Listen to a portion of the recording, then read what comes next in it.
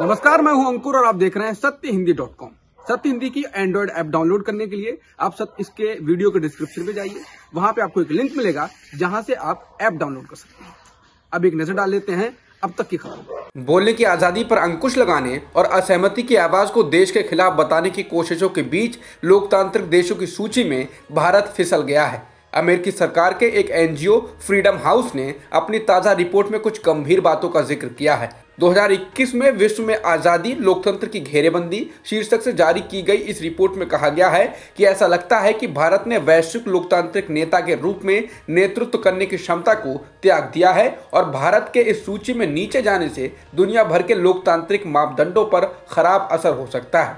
भारत की ओर से अभी तक इस बारे में कोई प्रतिक्रिया नहीं आई है। अमेरिकी सरकार के एनजीओ फ्रीडम हाउस दुनिया भर के देशों में आज़ादी का क्या स्तर है इसकी पड़ताल करता है और इसके बाद इन्हें आज़ाद, आंशिक आज़ाद और आज़ाद नहीं की रैंकिंग देता है। इस एनजीओ ने 2018, 19 और 2020 में भारत को आज़ाद देशों की सूची में रखा था। हालांकि तब भी भारत 77 से गिरकर 71 अंक पर आ गया था, लेकिन ताज़ा रिपोर्ट में भारत 100 में से 67 अंक ही हासिल कर सका है और इसे आंशिक आज़ाद देश की रैंक दी गई है। चुनाव आयोग ने तृणमूल कांग्रेस की शिकायत पर विचार करने के बाद सभी प्रचार माध्यमों से प्रधानमंत्री मोदी की वैक्सीन लेती तस्वीर हटाने को कहा है।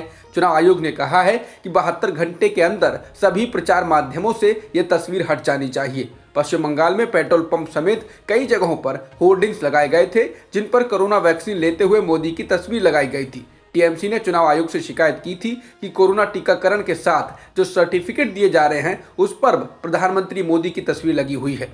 ये डॉक्टरों, नर्सों और दूसरे स्वास्थ्य कर्मियों का श्रेय लूटने के बराबर है। टीएमसी का कहना है कि चुनाव का ऐलान होने के बाद प्रधानमंत्री टीकाकरण के कोविन प्लेटफॉर्म का इस्तेमाल अपने प्रचार के लिए नहीं कर सकते हैं।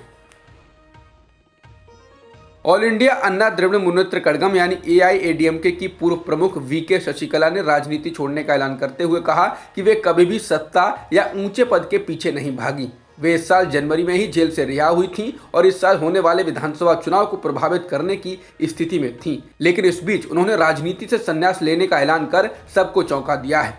राजनीति छोड़ने का ऐलान करते हुए उन्होंने कहा कि वे हमेशा तमिलनाडु के लोगों की भलाई के लिए काम करती रहेंगी और अम्मा यानी जयललिता के बताए मार्ग पर चलेंगी।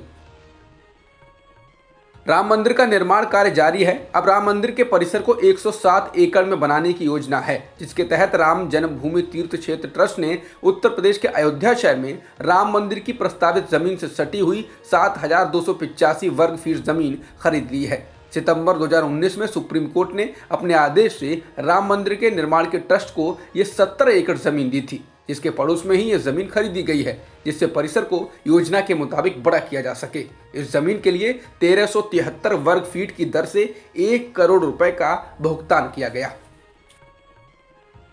शिवसेना अध्यक्ष और महाराष्ट्र के मुख्यमंत्री उद्धव ठाकरे ने अब आरएसएस को आड़े हाथों लिया है। उन्होंने विधानसभा में राज्यपाल के अभिभाषण पर हुई चर्चा के दौरान कहा कि स्वतंत्रता संग्राम के दौरान शिवसेना नहीं थी, लेकिन बीजेपी का आरएसएस तो था, लेकिन उसने संग्राम में हिस्सा नहीं लिया।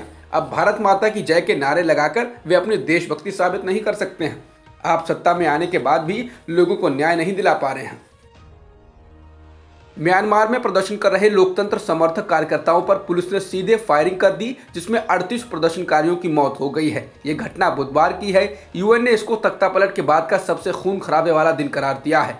वहीं प्रदर्शनकारियों का कहना है कि वो और अधिक प्रदर्शन करने वाले हैं। कार्यकर्ता मोंग सोंखा ने रॉयटर्स से कहा कि हम जानते हैं कि हमको कभी भी गोली मारी जा सकती है, लेकिन फिर भी हम बाहर निकलकर प्रदर्शन करेंगे, क्योंकि इस सेना की तानाशाही में रहने से अलग हमने इससे बाहर निकलने के लिए खतरनाक रास्ता अपनाया है।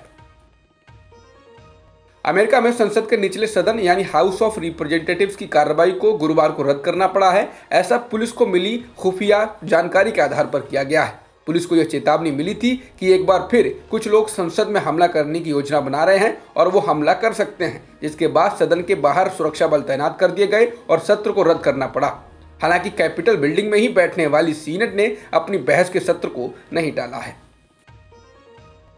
भारत और इंग्लैंड के बीच आज टेस्ट सीरीज का आखिरी मैच अहमदाबाद के नरेंद्र मोदी स्टेडियम में खेला जा रहा है। इंग्लैंड ने टॉस जीतकर पहले बल्लेबाजी का फैसला किया है, जिसके बाद उसको एक बार फिर शुरुआती 2 झटके लग चुके हैं। अक्षर पटेल ने ही दोनों विकेट लिए हैं। इससे पहले इंग्लैंड ने टॉस जीतकर पहले बल्लेबाजी करने का फैसला किया। बता दें, 4 टेस्ट मैचों की सीरीज में भारत 2-1 से आगे चल रहा है। अब तक की खबरों में इतना ही। बाकी खबरों के लिए बने रहिए सत्यहिंदी.com के साथ। सत्य हिंदी का ऐप डाउनलोड करें गूगल प्ले स्टोर पर।